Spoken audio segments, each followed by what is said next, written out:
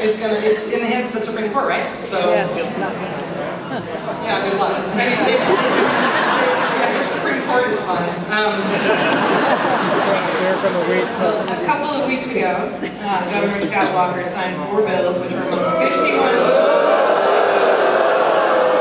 that, among other things, put new restrictions on abortion, required schools to teach sex education and promote marriage, and barring those who are discriminated against at work for suing for punitive damages in state court. So, Kathy emailed and asked this question. What is your take on the recent signing of the bill by Governor Walker to dismantle equal pay for equal rights in the state? I'm surprised that there isn't more uproar about it in the media since women's rights is getting attention at the national level. Is it even a legal thing for him to do?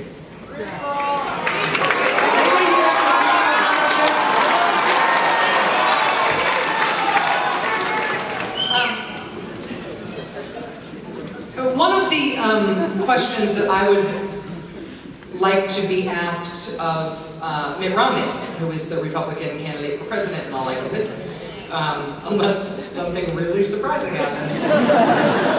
Newt Gingrich still has Secret Service protection. He's still in the running. Is, you know, when Mr. Romney came to the state and campaigned, not alongside Scott Walker, it was weird, they never sort of put them together, but they'd sort of like, you know, hey guys at each other through the media, and Mitt Romney called Governor Walker a hero, and all this stuff. Pretty shortly after the Wisconsin primary was the controversy over the conference call in which the Romney campaign called all of the reporters in the country, had a conference call, it was their idea, they said we're going to talk about women and the economy, we're going to talk about what Mitt Romney's going to do about women and the economy and how awful Barack Obama has been for women on economic issues.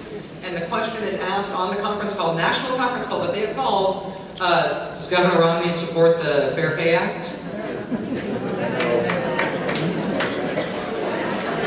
It's like this long pause. You can just see like all the guys on the other side of the Romney conference call going, do you have 3G? Because I can't. What is this? Their answer was, we'll get back to you on that. We'll get back to you on that. Hey, wait, hold on a second. What was the first bill that Barack Obama signed as president?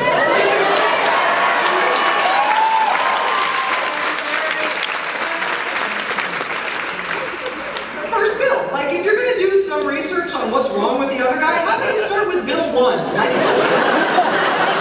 had no idea. No idea what it was. We'll get back to you. And then when they did get back to the press about what Governor Romney thought about the Fair Pay Act, the answer was he supports the concept of fair pay. But then by that point, the audio tape of that 6-second pause, while they frantically Googled or whatever, and then said we have to get back to you, that audio tape was around so much they realized they needed to do a little damage control. And so they rolled out a couple of female Mitt Romney surrogates. They found 2 Republican female members of Congress to put them on a conference call with reporters. Another conference call, okay, when we clean up the last one's called, okay, let's clean up after this, let's make this one better. They put them on a conference call with reporters to bolster Mitt Romney's bona fides on equal pay. To explain how much he endorsed the concept of equal pay. Who doesn't endorse the concept of equal pay, right? And the great reveal there was that the 2 members of Congress that the Romney campaign put out to bolster his bona fides on the Equal Pay Act voted against the Equal Pay Act. So then Scott Walker, who Mitt Romney has just finished about a year ago, repeals the state-level version of the Equal Pay Act. And so, the question, Governor Romney, you say you support the Equal Pay Act. Diane Sawyer did ask him, would you have signed it if you were president? Because all the Republicans voted against it in Congress. Would you have signed it if you were president? I'm not going to answer that hypothetical. So then there's like, can I ask a follow-up? Your surrogates on this issue, who were put out to bolster you on this issue, voted no. on the Equal Pay Act? Were they wrong? Nobody's asked him that question. Scott Walker, who you call the hero, just repealed it at the state level. Is he a hero for doing that too, or was he wrong?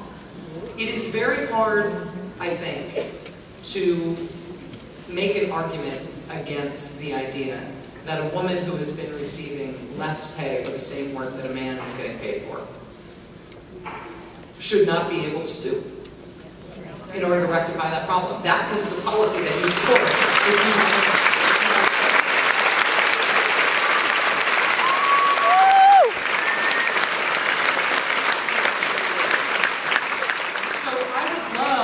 More of a debate about it. And I think that the joined at the hip-ness of your governor and the Republicans' nominee for president is going to help there be further talk about it. But I think that the reason Governor Walker did it so quietly here, did it in that big mess of other bills, and didn't make much of a show about it, didn't much talk about it, is because when he finally was forced to give a public argument for it, when it came up with this garbage that it's a giveaway to the trial lawyers.